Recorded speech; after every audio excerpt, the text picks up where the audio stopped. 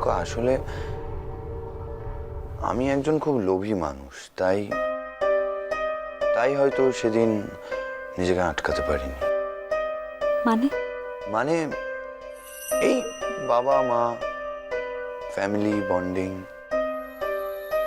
এইগুলো তো আমি মানে আমার জীবনে সেই অর্থে কোনোদিনই পাইনি। তোমার বাবা মার সাথে আমার আগেও একবার দেখা হয়েছিল, তখন আমি বলেছিলাম যে বেবিটা আমার। তখন ওনারা একটু বিরক্ত হয়েছিলেন আমাকে সেই নিয়ে। যাই হোক, এখন যখন ওনারা নিজেদের ভুল বুঝতে পেরেছেন এবং আমাদের কাছে এসেছেন, আমাদের অ্যাকসেপ্ট করেছেন, তাই আমি আর মনে রাগ ধরে রেখে তাদের দূরে সরিয়ে রাখতে পারিনি। তাছাড়া তাছাড়া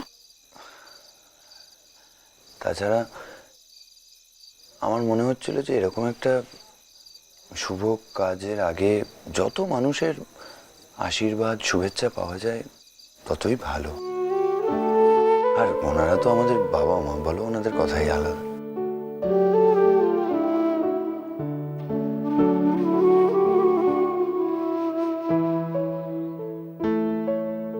কি দেখছো? কিছু না। টেনশন করো না ম্যাম সাহেব, আমার উপর বিশ্বাস রাখো, আমি বেবিটার কোনো ক্ষতি হতে দেব না। জানো বিক্রম, আমি না কখনো ভাবিনি যে আমার জীবনটা এত জটিল হয়ে যাবে। আমার জীবনে যা কিছু ঘটেছে এগুলো ঘটার কথা ছিল না বিক্রম। আমি এটা ডিজার্ভ করি না। ওটির সঙ্গে যখন আমার বিয়েটা ভেঙে গেল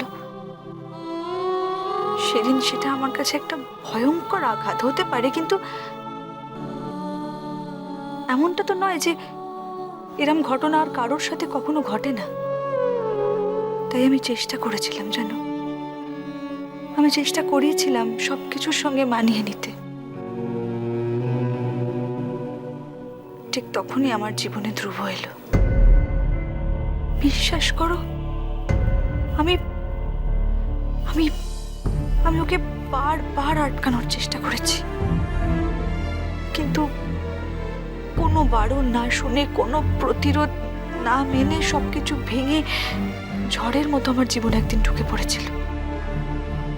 যদিও আমি তোমাকে বারবার বলেছি যে ওর সঙ্গে আমার বিয়ে, ডিভোর্স সব হয়ে গেছে, কিন্তু সত্যি কি হয়েছে আমি নিজে ভাবি, জানো, কেন কেন সেদিন আমি এরকম একটা সম্পর্কের মধ্যে ঢুকলাম। বুঝলাম না বিক্রম,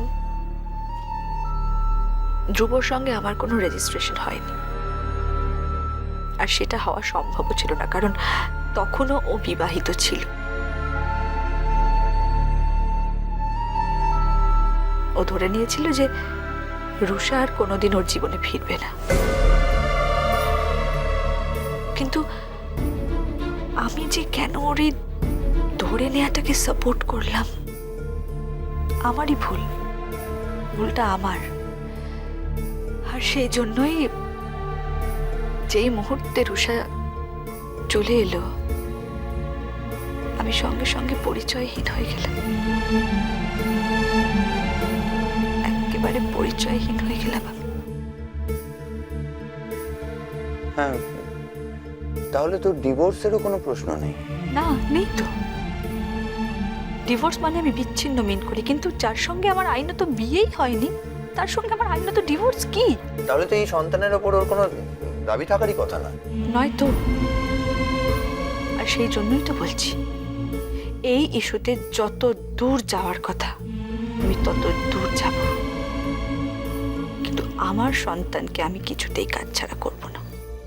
ঠিক আছে, কিন্তু তুমি এত টেনশন করো না ম্যাম সাহেব। এত টেনশন করলে কিন্তু মানে এই অবস্থায় বেবিটার ক্ষতি।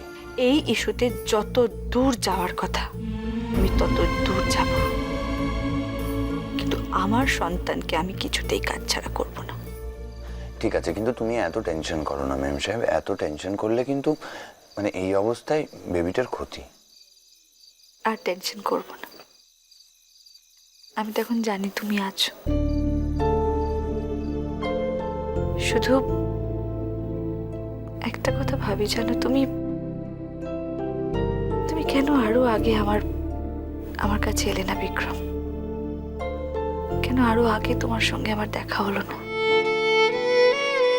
তাহলে আমার জীবনে আর এত জটিলতা থাকতো না। ওই যে সবকিছুরই একটা নির্দিষ্ট লগ্ন আছে, যখন দেখা হওয়ার তখনই হবে। বরং এইভাবে দেখো না যে বেটার লেট দেন নেভার। কালকে আমি বাড়ি যাব, ভাল লাগছে না আমার একা যেতে। আরে দুদিনের ব্যাপার তো। আর তাছাড়া ওনারা এত করে বললেন, না গেলে খুব খারাপ। এই তুমি আমার সঙ্গে চলো। আমি তোমার সাথে যাব? বিয়ের আগে তোমার হাত ধরে শ্বশুর বাড়ি গেলাম, আর আমার শ্বশুর শাশুড়ি আমায় দেখে শক্ত হয়ে গেল। বাহ বাবা, অসাধারণ। আসলে আমাকে নিয়ে তুমি বোর হয়ে গেছো। ও তাই বুঝি? হ্যাঁ। আচ্ছা কই? এই বাবা, বাবা ঘুম হয়নি? চুপ। কি? আমি তো চেঁচাচ্ছি না, তুমি চেঁচিও না, আঙ্কেল শুনতে পাবেন না। না না, please please please please please না, প্লিজ প্লিজ না। না না। শিওর? হ্যাঁ শিওর। ঠিক আছে।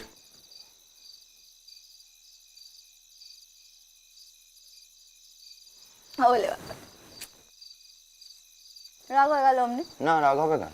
হয়েছে তো। আমি এখন পুরনো হয়ে গেছি, সেটা আমি বুঝে গেছি। বিক্রম, কি? তোমাকে ছেড়ে না আর একটুও থাকতে ইচ্ছা করে না আমার। এই যে কালকে চলে যাব, যেন কত চিন্তা হবে আমার।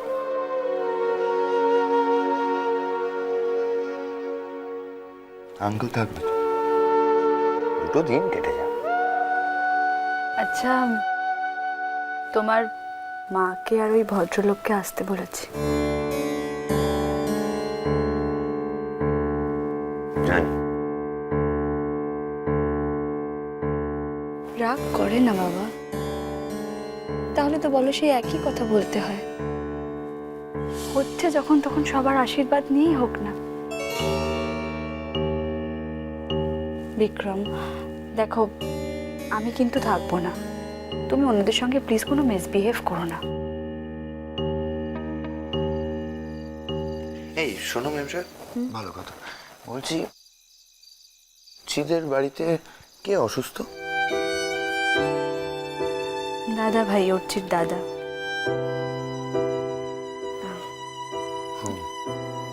লিউকোমিয়ার পেশেন্ট, মাঝে মাঝে খুব বাড়াবাড়ি হয়। আচ্ছা শোনো, তুমি ওদেরকে বলো যে আমি আমার কথাটা উইথড্র করে নিয়েছি। কোন কথাটা? ওই যে আমি বলেছিলাম যে ওদের বাড়ি থেকে বিয়ে করব। দাদা ভাই এখন এতটা অসুস্থ, তার মধ্যে ওদেরকে এই ঝামেলাটার মধ্যে ফেলা উচিত হবে না। আর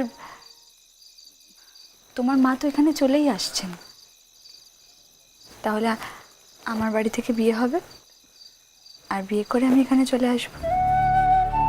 হ্যাঁ সে ঠিক, কিন্তু এই কথাটা তো তুমি নিজেও বলতে পারতে আর কি। তুমি বলে দিও, একই তো ব্যাপার। যা বলছো তা কি ভেবে বলছো?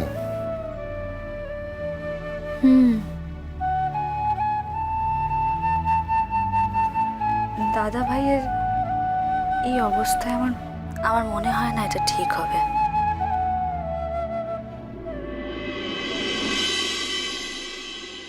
সোনা বন্ধুরে